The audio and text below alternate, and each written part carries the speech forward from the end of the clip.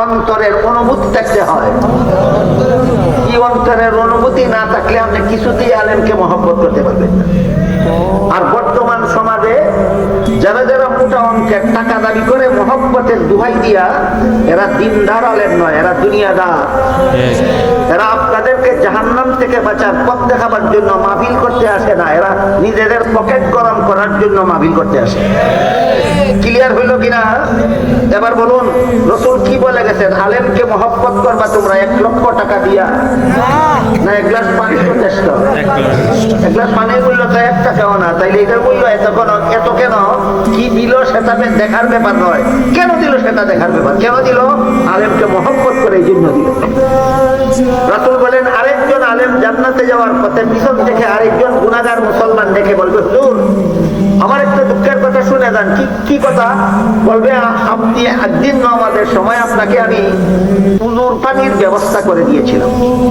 বলুন তো, একজন আলেমকে এক বন্যা উজুর পানি পুকুর থেকে উঠিয়ে দিতে কত শত টাকা লাগে?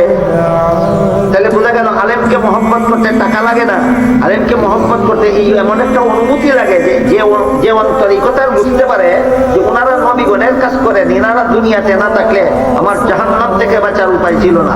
এই অনুভূতিটা লাগে আলেমকে মহব্বত করতে, টাকা পয়সা লাগে না। এইভাবে যে যাকে যেভাবে মহব্বত করতে বলে তারপরে বলবে, কিন্তু আজকে আমাদের গুনার কারণে আল্লাহ আমাদেরকে জাহান্নামে যাওয়ার হুকুম দিয়ে ফেলেছেন। রাসূল বলেন, গুনাহগার মুসলমানদের মুখে এই কথা শুনে আলেমগণ যাচ্ছিলেন কোথায়? আপন জান্নাতে। যাচ্ছিলেন কোথায়?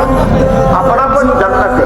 রাসূল বলেন, আলেমগণ নিজেদের জান্নাতে যাওয়ার বিরতি দিয়ে দাঁড়িয়ে এই ভেবে তারা ফিরে দাঁড়াবেন, দাঁড়িয়ে আল্লাহকে বলবেন, আল্লাহ এই লোকটা ঠিকই বলেছে, আমাকে মহব্বত করার কারণে এক বন্যা উজুর পানির ব্যবস্থা করে দিয়েছিল।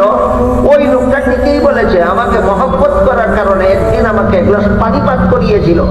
আল্লাহ তখন বলবেন, হে আলেমরা শুনো, এদের গুনার কারণে আমি আদেশ করেছি জাহান্নামে যাওয়ার জন্য, কিন্তু তোমরা যেহেতু সাক্ষী দিলে যে এরা তোমাদেরকে মহব্বত করতো, তোমাদের সাক্ষীর কারণে আমি এদেরকে মাফ করে দিলাম।